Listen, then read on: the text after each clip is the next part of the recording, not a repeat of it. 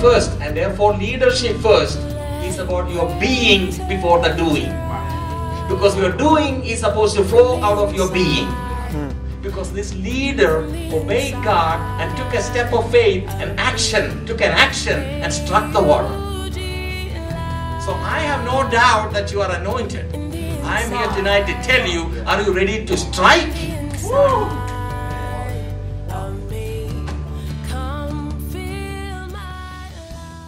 31 years ago this month, I joined this university. Wow.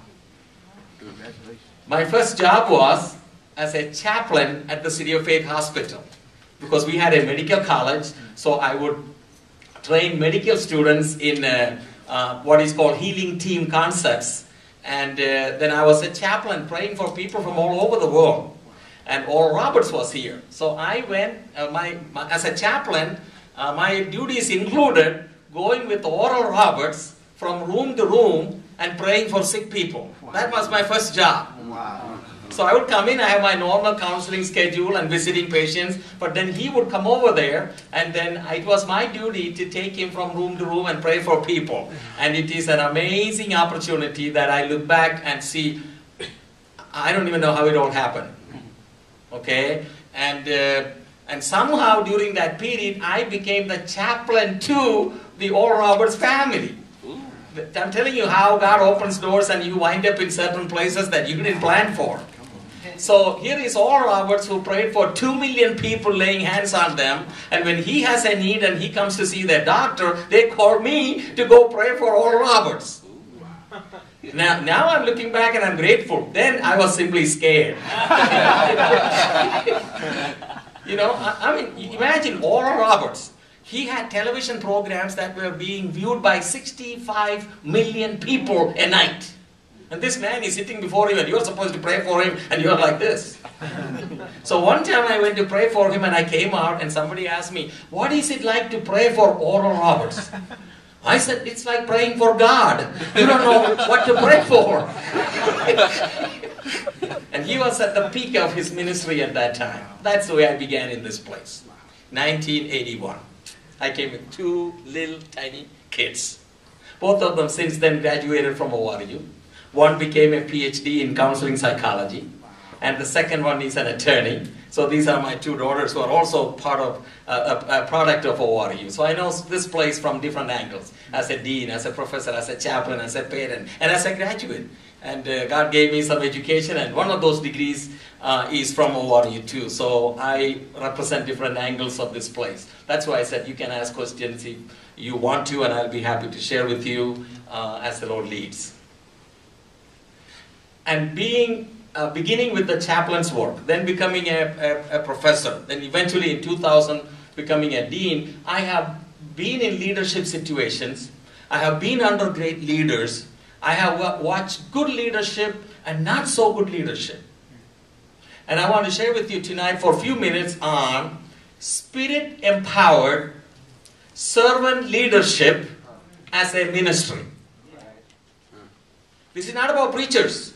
You choose your field. But I want to speak about Spirit-empowered, the uniqueness of it. Spirit-empowered servant leadership as a ministry. There is so much misunderstanding about leadership and ministry in our community, especially in the Spirit-filled community. In fact, during the Empower 21 conference, we did a study of your generation and what you consider your main needs are from leaders. And this is what your peers said just 3 years ago. They said, number 1, we want authentic leadership because we are sick of plastic leaders. Number 2, they said, we want true mentors who will mentor us instead of impressing us with their abilities. Wow. Wow. Third, they said, we want a new vocabulary to express the old truths because you have ruined the vocabulary. Wow. That's what they said basically. And I sat through many discussion groups, group of feedback, surveys on campus and across the country with other professors listening to your generation asking, what would you want us to do? How would you pass this message on to the next generation? What do we need to do? And they said, authentic leadership. Not fake, plastic, TV personality type, but authentic, real leadership. Yeah. And we also want people who are true mentors, somebody who cares about my skills, my becoming more like Jesus and being able to do certain things. Please mentor me, don't impress me with your abilities. Come on. And third, they said, please give us a vocabulary, because the words you use have been ruined because of your poor examples. So we would like to have a new vocabulary, because we want to keep the old truth, but we want to express that in a language that our generation understands. That's in the background of my head as I'm presenting this to you this evening.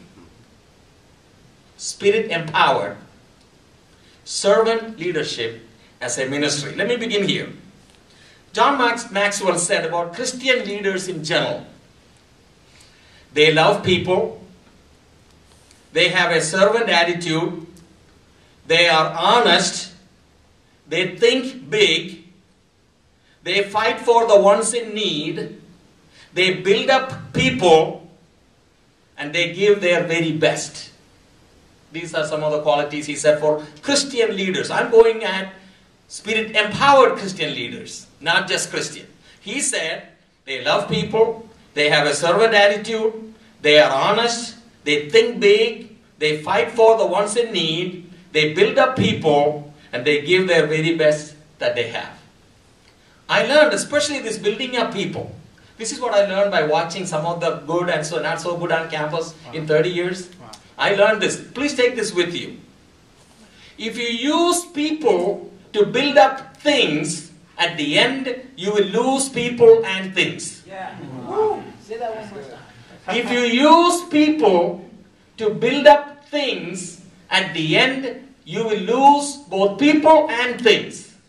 Instead, if you use things to build up people, at the end you will have people and things.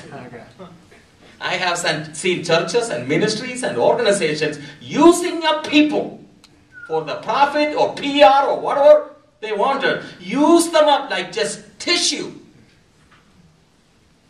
And enjoying it for a while. But I've lived long enough to know that when you use people to build your thing, at the end you lose both.